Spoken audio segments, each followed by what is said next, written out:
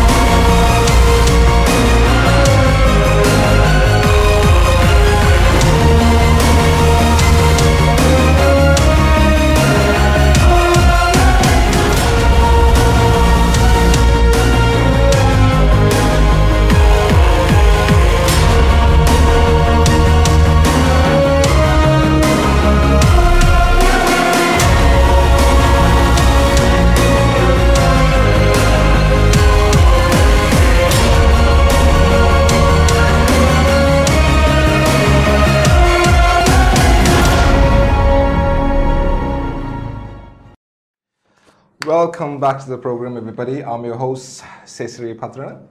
As you know, on Outreach Asia, I try to bring in one of the founders, entrepreneurs, somebody who's doing something different than somebody who would clock in and clock out every day. Today on the program, I have a very special guest. As you know, True Corporation is one of the biggest telcos down here in Thailand. He's pretty involved with True in a lot of decision-making strategies for startups, especially in the investment space. Charlie, I'll just call you Charlie W. Yeah, sure.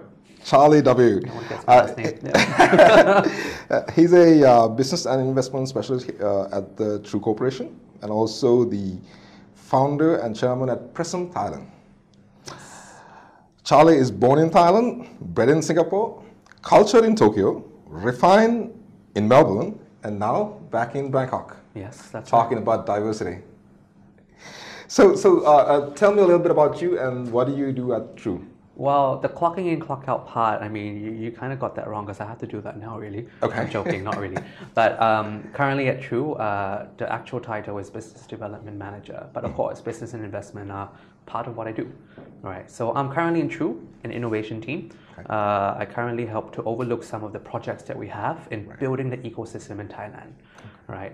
Ecosystem in a sense where it's knowledge ecosystem, the university ecosystem, that will all in the end contribute towards refining the startup ecosystem that True is trying to build here, which I'm sure everyone can see. Yeah, so that's a big picture. Yeah, it is quite big.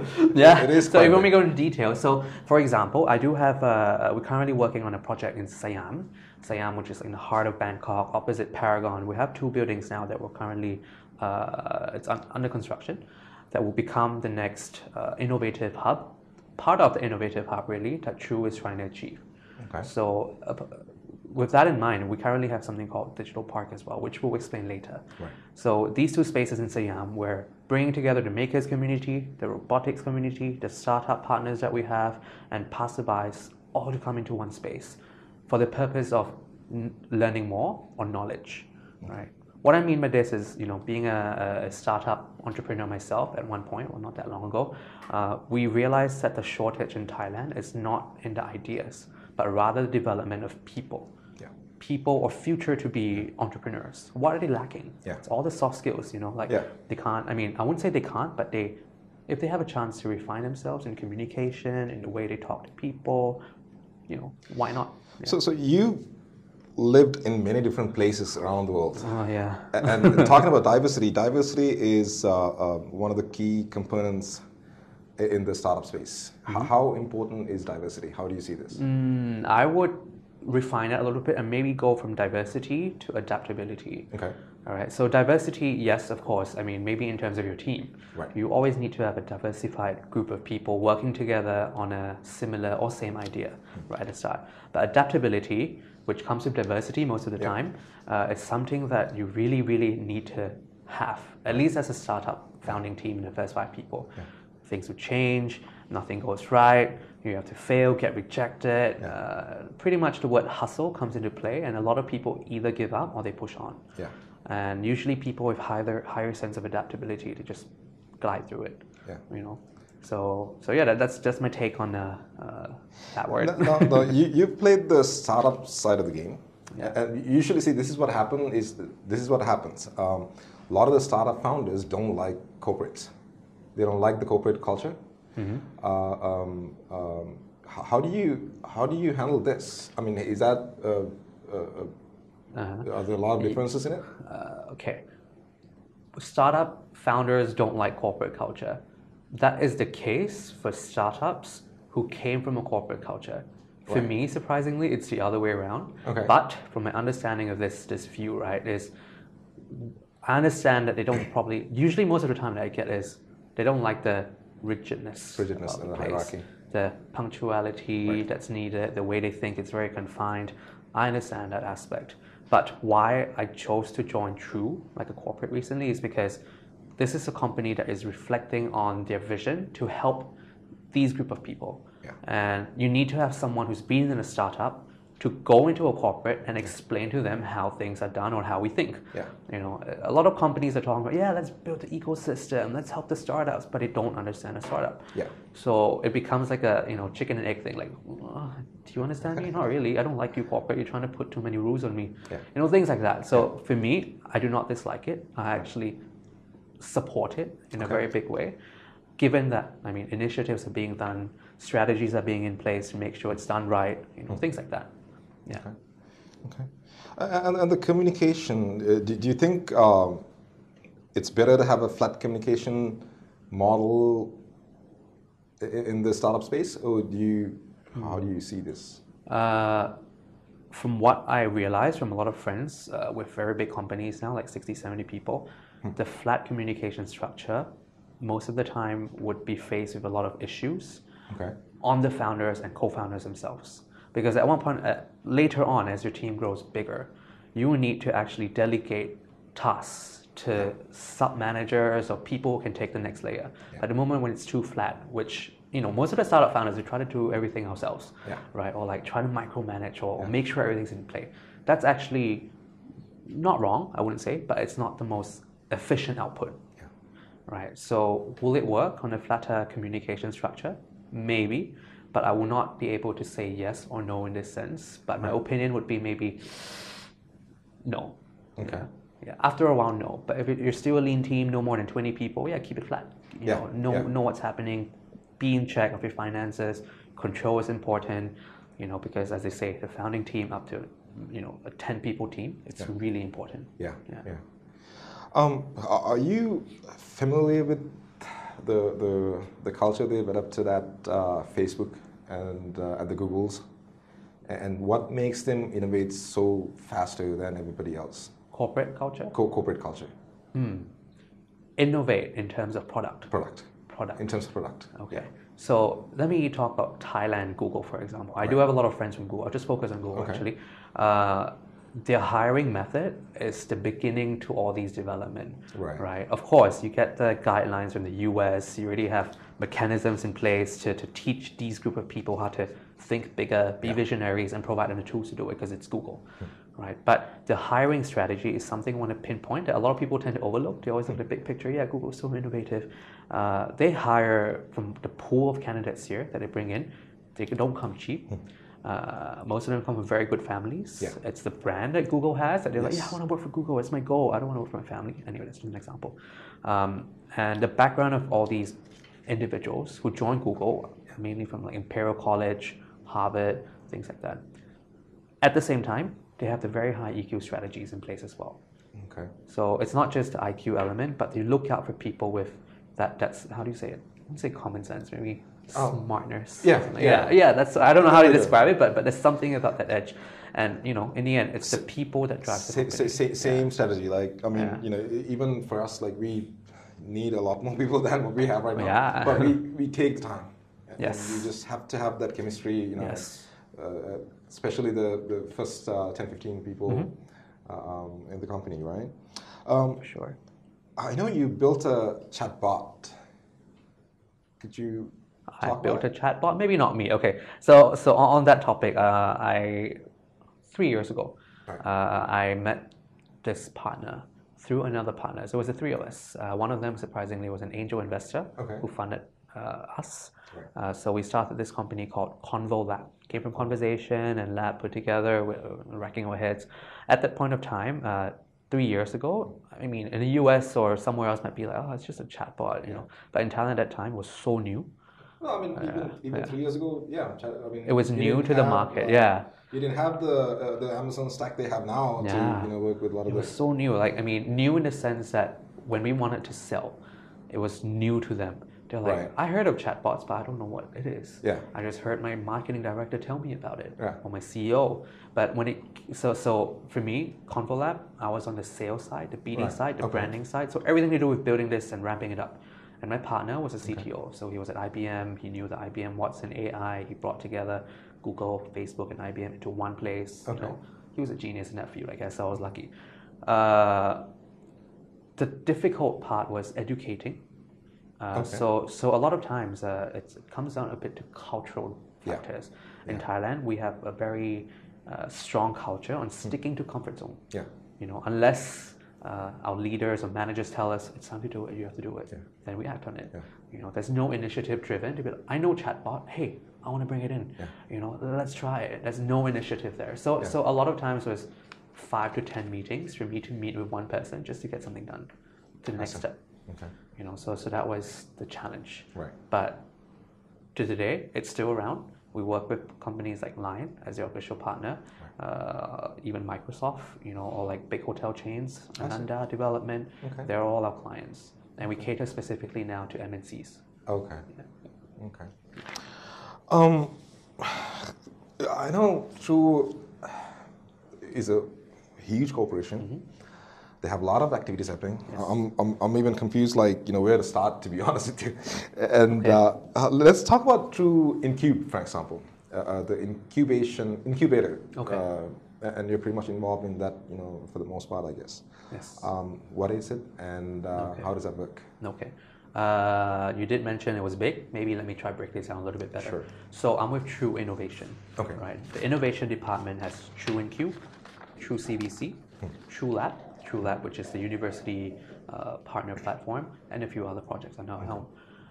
For True Incube, we started off in 2013 as an incubator with 5 startups that we selected, put through our incubator program, and True invested in all of them. Big mistake. You know, none of them stayed through. Big mistake, Big mistake. You know, we thought, you know, let's get into the trend. You know, it was the trend. Everyone's like trying to put money into startups, but put money, so what? You know, wrong. There was a lot of issues that we came about where we didn't know how to screen. You know, it came back to what I said just now. Corporates want to do it, but they don't know how to do it. They don't know how to look at it. Right. So as of today, the True CVC arm was established 2 years ago. With a focus on Series B and Series C companies, or companies that would bring, startups that would bring synergy value to True. Right. So True, for those who don't know, we're under CP Group, and CP Group is pretty much the largest conglomerate in Thailand.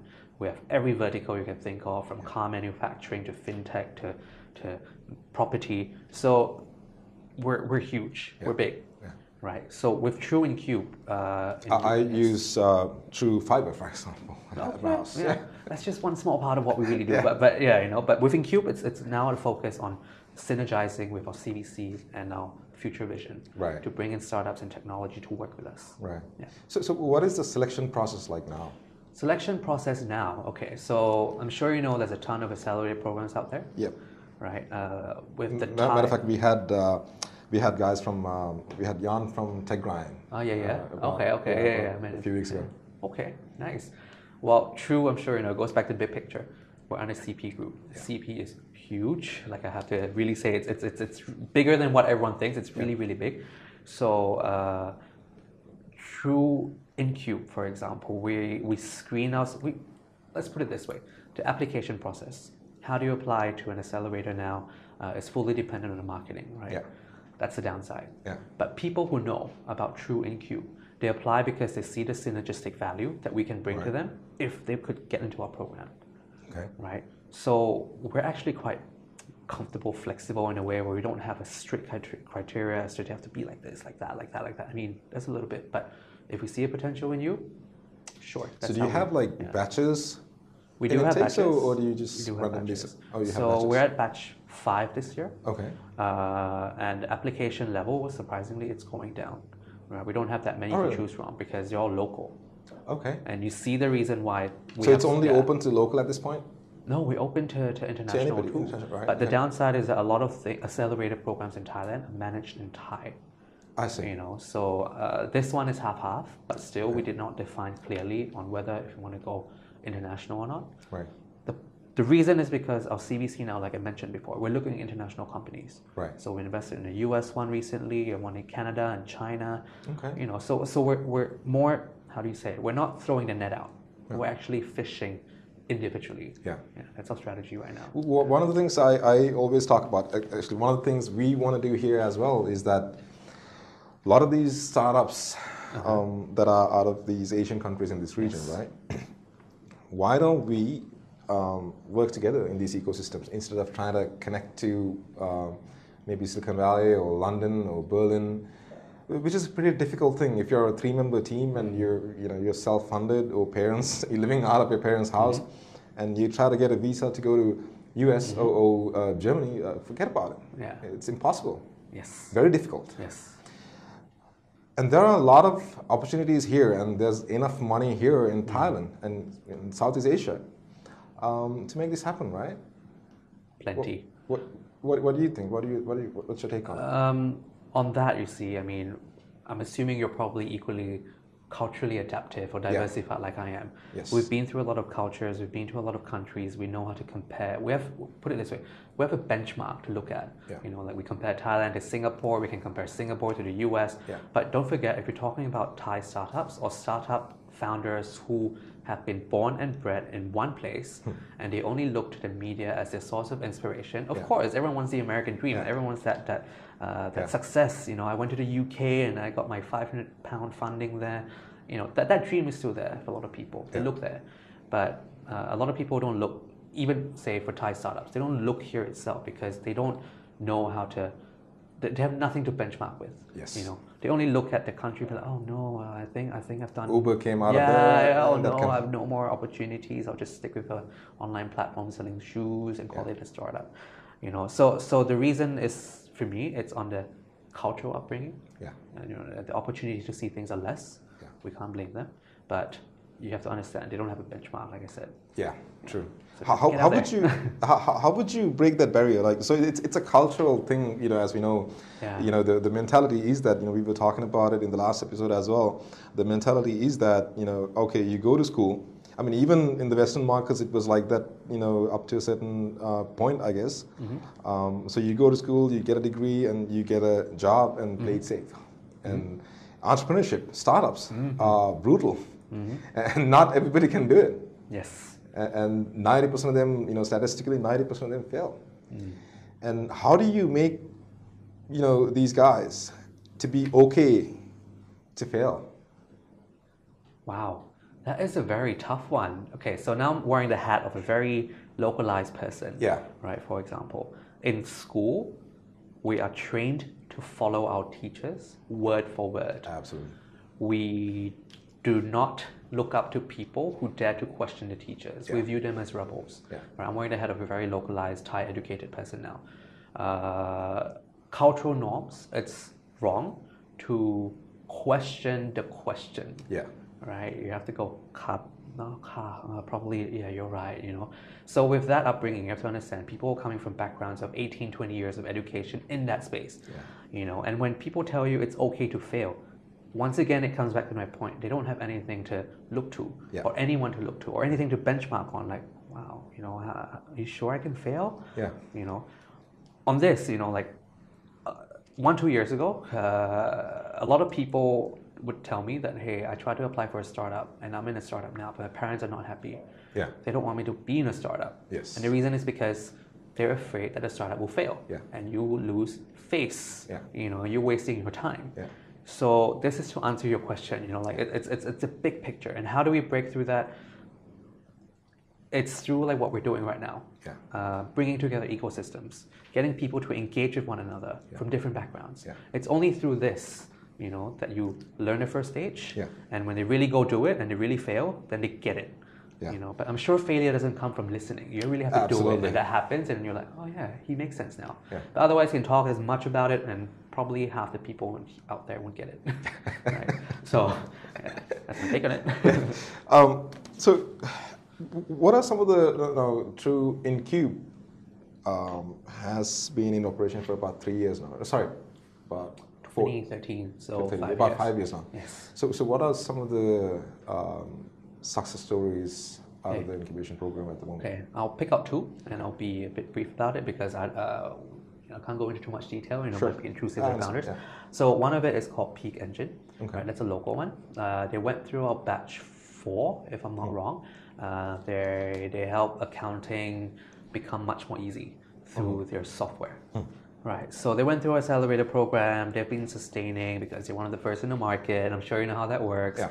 So up to today, they're around. They're getting a lot of customers, and we've invested in them. Yeah. And they're still, growing on the 30-40% rate every month. Yeah. That's a success story for a local one. They've been around 2+ years. Okay. Right, and a big one. I think early on this year, we invested in a Canadian registered Chinese-based company called Axion Games. Right. Sorry, what is it? Axion? Axion Games. AXION. Right, so it's a gaming company. Everyone's like, yeah, gaming, it's a big thing in China. But their business model is actually pretty interesting. Okay. I'm sure Chinese, they love their games. Yes. So of course, with that passion, that inspiration, people are driven to learn how to write or create games. Right. And Axion has an academy of their own, specially catered to finding these groups of people with that passion and groom them into really hardcore game developers that they will also play. Yeah. So that's the strategy. That's interesting. Yeah, and they position themselves in China, register in Canada, only because in the US or Canada, for you to produce one game, it costs $10,000 for hiring, whatever, overhead costs. In China, it's around $2,000. Yeah. It's the same thing as like made in China products, but you need a unique skill set for this. So they got that right.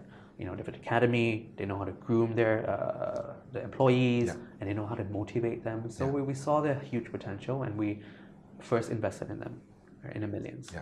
And in recent months, we actually did a JV with them. Okay. So now they opened up their Bangkok office, True Axion. True Axion. Yes. So we can proudly say that, yep, we've brought them on board, and now we're working on a lot of new interesting projects and games that they can come up with. Okay. Yeah. So the startups that are coming on board for the incubation program, what is the offer like? I mean, is there a set equity that you give out with certain level of money, or do you negotiate of course, on the financial side, that has to be left up to the final round, mediation with the founders. But if you ask about what's in it for the startups that come in with us, people who understand the value, like how I keep emphasizing how CP is so big, you just have to go through some of our accelerator programs, have the right mentality, work with us, don't keep things to yourself, be transparent, you're going to fail, you need help, let us know. Yeah. We're able to plug you in to any vertical of ours. I see. So it's big.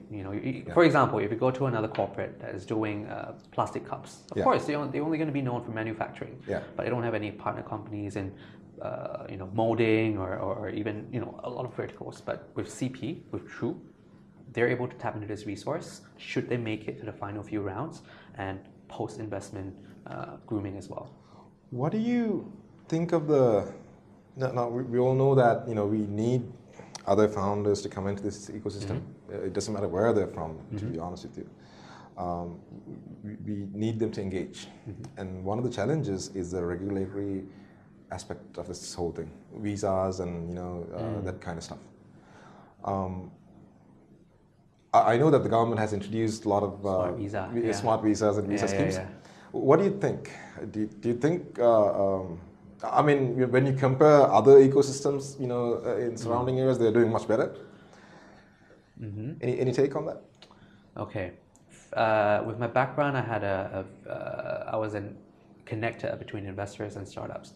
From my take, maybe I should put it in my way whereby what's the perfect founding team, right? Or why Smart Visa would work or would not work. So to me, a good founding team in Thailand would consist of one foreigner and one local. That always works together. Okay. Right. Foreigner, why? Because they have the expertise. They can look out. They look bigger picture. Yeah. You know, I worked with French. I've worked with a Hong Kong person, and it's really obvious how we synergize so well. So the local person would be able to break through language and cultural barriers, and the foreigner person would be able to maybe create more structure or vision to business scalability. Right. So when you put these two together, it's a very good combo. Right. So back to the question is, what do I feel about the Smart Visa initiative? It's great, but the only barrier with a lot of international founders, if they were to partner with Thais, is that cultural conflict that may happen.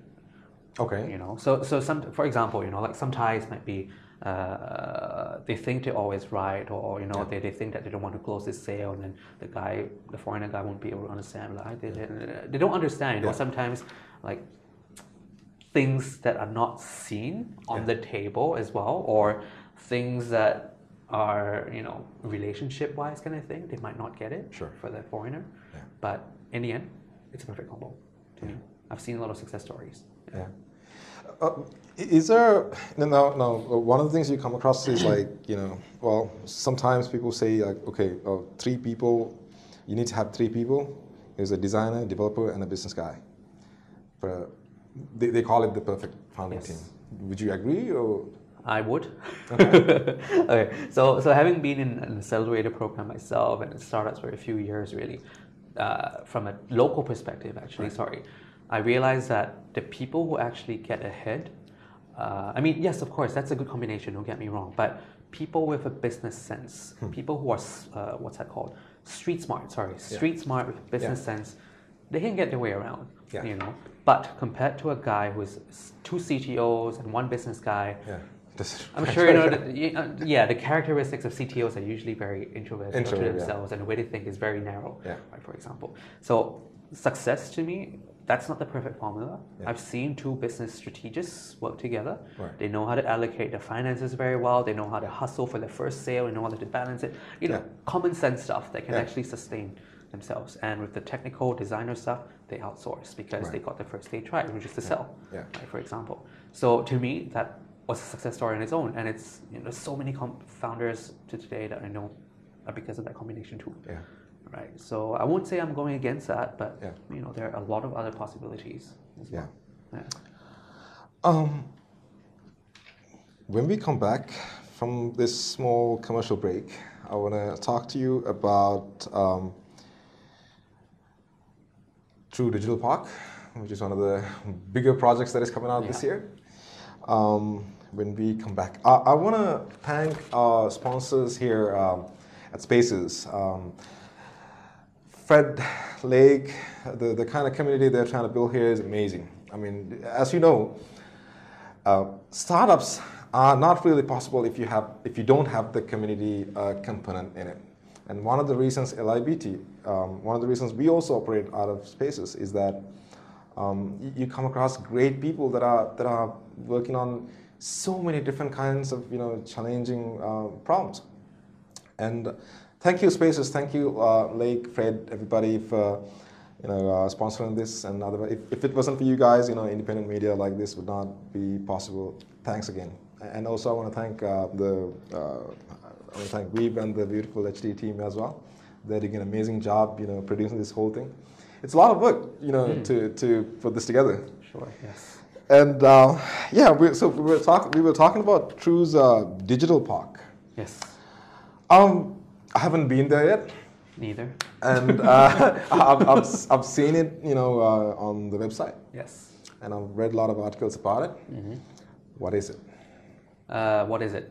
In simple terms, it's a big physical ecosystem, right? Due to be complete end of the year, True Digital Park will be one of the biggest spaces in Asia in a step towards becoming the next Silicon Valley of Asia. Right. So, for example, we have a huge collaboration with WeWork. Okay. That will be the first collaboration, I think, in Thailand. First two, I think. Right. They're going to manage the floor of co-working. Amazon's coming in. Google might set up the office there. I can't say too much. We have a lot of new faces from large tech companies coming in to, put their mark here. All right, so that's just one. But in the end, like when we say the word ecosystem, it means bringing together people from different backgrounds, academia, companies, academia. Yeah, we're gonna have like labs, maker labs, all these weird spaces that even I'm like, what is this? So it's gonna be very interesting. Yeah. It's a mall, it's a retail, it's a condominium, it's office spaces, co-working. There's a huge park in the middle. It's open 24 hours, so not it's like too far from here either, right? Not too far from here. 2 stations actually. 2 stations, actually more, but not far. Yeah, yeah. And so they're going to be opening it towards the end of the year. Q4 promised. Okay. But if there's delays, I'm sorry, but estimated Q4. Okay. Yes. So they're going to have a co-working area and service offices, condos, everything you can think of. Anything you can think of. It's like a mini city. Okay. All in the hopes of generating more ideas, inspiring one another, and building innovation. What role is WeWork playing there? WeWork invited me for their opening last night, and the other one, the first Revolution, one. Yeah, the went first to that one. too. Yeah, I was out of the country. I think. So I'm sure WeWork is like a co-working space, very well known all over the world. So we're actually giving them an entire floor to help create their own co-working ecosystem, right? Events, activities. They have the flow, they have the concept, they have the guidelines. So let's make it happen. Yeah, supporting us, of course. Okay. Yeah. Okay. Yeah. I heard like each desk is valued about like $10,000 or something like that. For WeWork or for True? For WeWork. I cannot tell you yet, but I don't think that is. Yeah, no. Maybe 10,000 baht, but no, I don't think it's that high. Yeah. I'm talking about the WeWork in general, overall. As in each table? The pricing of the furniture? No, not the pricing of the furniture. When you look at WeWork's valuation and when you divide that by the number of desks they've got. Right. I heard something like it's coming up. Yeah, I get it now. I'm not sure on that finances. I do have access to the files, but I can't. AI, I'm sure you've seen the Google phone call. Yes. Do you think they faked it? There's a lot of controversy around it now. No, I don't think Really? they faked it, but I think there were a lot of cover-ups in the process. So faking it is entirely faking it, right? But I think some elements of it was just perfected to make sure it will answer in that way. For that, like small parts, because if you understand AI, it's broken down into machine learning, right? And sometimes you can teach the machine to say, for this part, can you answer this? Okay, I'll say this. It's a kind of cover-up, not the whole thing. It's like the a small component. Like the part where the AI said, I don't know if you. Yeah. I think maybe. Yeah. I think that one is, it's machine learning. So I wouldn't say it's fake. No. Okay. Adjusted. What kind of what kind of approach you guys have at True for AI? What people are hearing is that a lot of people are going to lose jobs over the next few years. A lot of things are going to change, and it's going to create new jobs. Mm-hmm. How would you approach this? Do you guys have any plan to? Oh, that is very, very far-fetched for True at this point of time. Okay. I do hear things, but unfortunately I can't reveal it here. Right. But as a whole, in the whole picture, on the losing jobs and all that, I mean, a lot of jobs today, like if you were to think about programming, right? Everyone's like, I should learn programming. That's the next big thing. But think about it. Have you thought of AI doing your programming? Yeah. A person who's good at programming who can create AI to teach the AI how to program and reprogram to make another AI that can program another thing. So it's like a chain reaction, right? What I feel in the future for you to secure your job position is just do what you're doing, but have people skills, creativity. Right. These things are things that AI cannot ever do for humans. Right. Because in the end, it's humans teaching the machine, right? But you can't ever teach the machine, hey, be creative, make this flower look even better than it is. They don't have that. Yeah. And people nowadays, we've been taught, like what you said just then, to to study 20 years to find one job and stay in it. But nowadays with technology like AI, for example, yeah, maybe it's getting redundant, but it doesn't mean you're going to lose that entire career pathway. You just need to work on yourself to keep improving yourself. Out of that 18 years we were taught in school, that's the old structure, yes, but nowadays you have to keep improving yourselves in creativity, teamwork abilities, things like that you cannot ever teach to AI. So I hope that, Yeah, you're right. And a lot of these students that are coming out from most of these business schools, most of these traditional business schools, although they,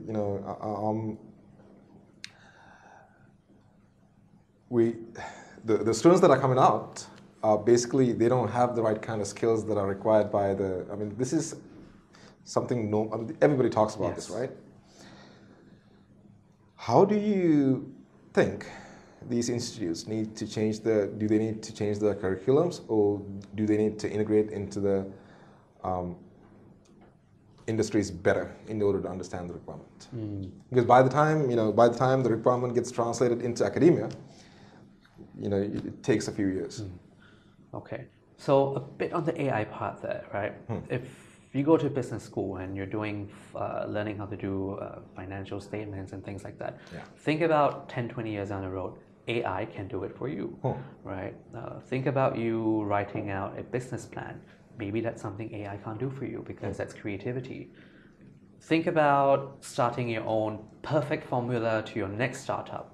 The AI would have recorded at least 1 million other startup companies that failed and provide you with the best structure, scenario based on the country you're in, whatever. It'll calculate everything. Sure, you can deliver it, but at the end of the day, this comes into part where the people element is very important, and teamwork skills, which is part of people, and creativity, right? So one scenario is Stanford Business School.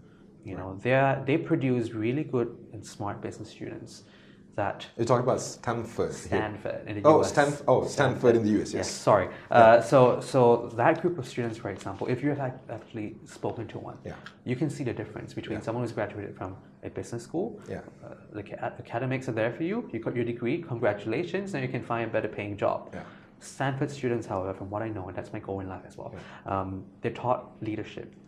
I mean, yes, there's a textbook element in academia, but they're taught so much on building and getting out the box, design thinking. It all came from Stanford. I'm sure you know, interacting with one another, getting out there, hustling, all part of your master's degree program. It worked. And these are 30 to 40-year-old individuals who's been in corporate before. So if you want to look up to a model that has seen success in delivering a high caliber of students, look to Stanford. Well, see, here's the other challenge, though. Now, a lot of these Tier 1 schools like Stanford's, Yale's, Caltech, these institutes out there, they have the money. Now if you take Steve Blank or Eric Ries, these guys are affiliated with, these guys are from Stanford. They have the money to hire these kind of people. And a lot of the second tier schools don't have that capacity. And is that, I'm sure, obviously, it impacts, right? No, I would disagree with that completely, because the three things two things actually is people and creativity. Right. Yes, Stanford already has that ecosystem of very smart people coming back to teach. Yes, you're doing fine, keep it up. But to compare that to a middle tier business school, or even a school with no money. People skills do not come from people who have been trained in expensive education. Right? Yes, it happens, but I'm not saying that's the only way. Creativity comes from really getting out there, off your comfort zone, opening yourself. It's that open-mindedness for you to learn. As a startup, you always have to take in critic words and all that. It's part of the learning process, and that's how startups fail 10 times to get up one. Right? So on that kind of theory, it's yes. As a normal mid-tiered business school, the program maybe I would recommend to be a bit more real-life scenario-driven, or things that make you interact as groups, take leadership in a lot of them, because leadership is another thing that people are lacking in these days. The new hires at least. So no, to think that money is a big game changer in generating a group of very good leaders in business schools, that's not right to me.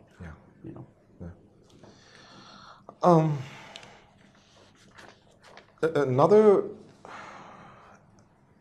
question one might ask, I mean, this comes up all the time, is that whether the local entrepreneurs, whether the local founders should be focusing on local problems, or should they be looking at solving global problems? How would you see this? Local first, for me. Okay. All right, so this is opinion.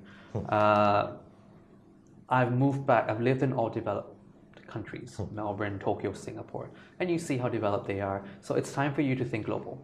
But when I came back here, I saw so many social issues. There are gaps in education, in technology, everything, business way of mindset. So if a startup can identify just one local problem, you're actually delivering that potential to a country, not just in Thailand, but the CLMV region. Yeah. Sorry, because we're positioned now as an emerging market, right, developing nation. Yeah. So that duplication can happen. So say if you scale your business, it can be duplicated, I'm sure, to Vietnam, Myanmar, Laos, and nearby countries with a lot of potential as well.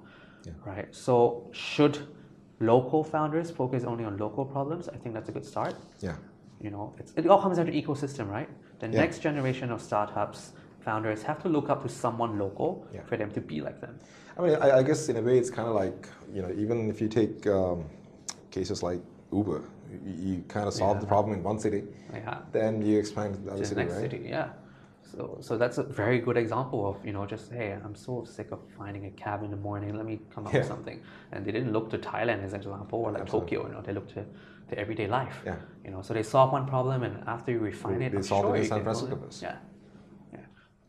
Yeah. Are you exposed to countries like Estonia? There's a lot of hype and talks about it. I know why they're in talks about it, but I'm not exposed to it. Unfortunately, not the European side. What they say is like it's Estonia is the most advanced e-government that is out there. Yes. And they have this program called e-citizenship. Yes. Where it gives you the sort of like a membership, not really not the real citizenship, but with that you're able to open accounts and basically operate a. You can be an e-citizen of the country, which enables you to the European Union. Did you apply for it?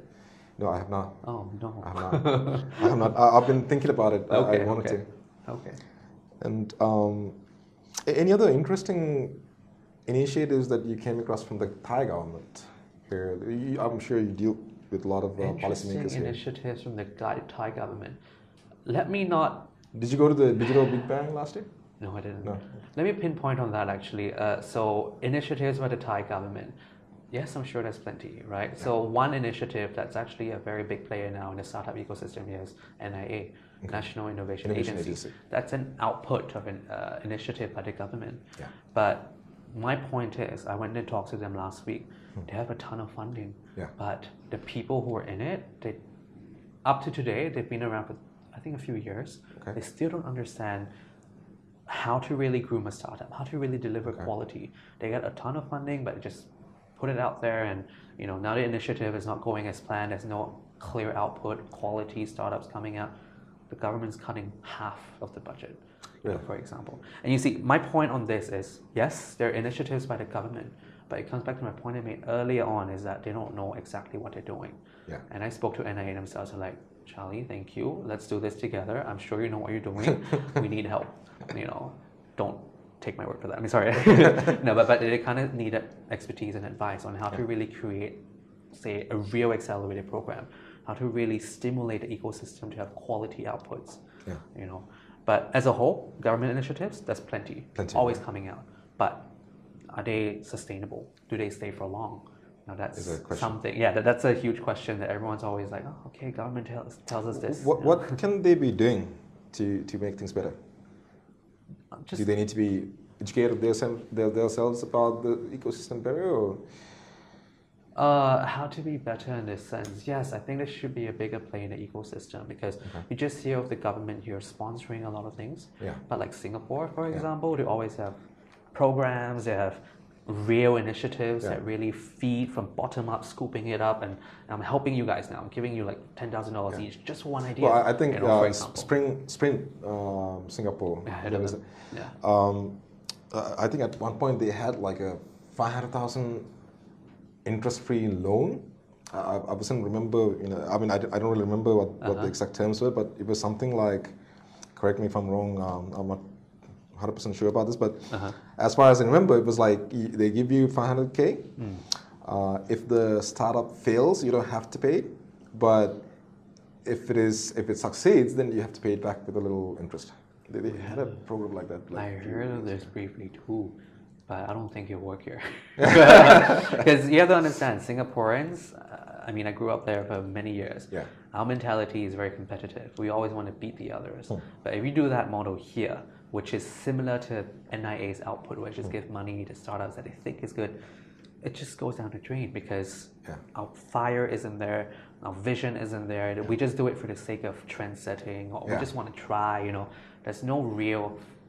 I mean, when you operate within your comfort zone all the time, I mean, it's just like even funding, right? Yeah. You have to. I mean, you have to be able to live with ramen noodles or, mama noodles, and you have to have the experience. Otherwise, you take things for granted, right? Yes, correct. And that's what happens with most of these government funding. I guess they give you the money. So you just keep spending it. Yeah, which is not a bad thing if you're an experienced entrepreneur. Come here, come here. Yeah, tap into it. Yeah. I know you're involved with another project. I want to talk briefly about that as well. Prism. The only Prism that I had heard of was the US NSA Prism, right? So what is Prism? Yeah, Prism. Okay. It's not a project. It's more like a society. I started a little mini ecosystem. So the story of Prism was myself and a few other friends. One day we came together and we're just like, wait guys, we're all in tech. We know the importance of the future economy. What is crypto? What is blockchain? These things are coming to us. And the pressure from our families are telling us to find new ways to innovate. This is from the family business point of view for the second, third, and fourth generation, right? So we spotted a problem. Okay, it sounds like a startup right now. I'm going to put it that way. We spotted a problem. Our friends had money, we had very good education, but we're not using our resources right. So we came up with Prism. The concept of it is, one light comes in, 7 light out. It's a combination of Sorry, say that again. The Prism light. So that's our goal. In this triangle, we want everyone to inspire one another, to learn from one another, and who's in this triangle is social impact people. Privileged background people, they don't work for money anymore. They work with purpose. And the millennials now are more into social impact. That's a very big thing too. The business people, meaning people with entrepreneurship backgrounds, family business, that's how we started anyway. Okay, they're there. And the tech people, right? So in our group, we have like CEOs of very big tech companies joining us. They're very young, they're 30 to 40. And we exchange over our meetings every 2 months. I see. Right? So I mean, it's a project, but it's a society that I really genuinely want to see change happen in Thailand as a community who can really bring a difference. Why talk to 10,000 people when one person walks out when you can talk to 10 people who can really make a big impact? So that's my vision. Interesting. Yeah. And so if somebody is interested in getting in touch with you, how can they get in touch with you? Prism is invite only, but of course we're open to talking to you, learning more about you. A lot of these people in our group are Thais with international education, which is why we think the same. We address the same problems. We know we understand each other, and we know the need to help drive the country ahead with the leadership positions within or our family businesses that actually play a big role in the economy. In the future, when we learn from each other, our business decisions, our output, our projects that we work on together would bring so much more value. There's one other thing I've been wanting to ask you. Sorry, I forgot that.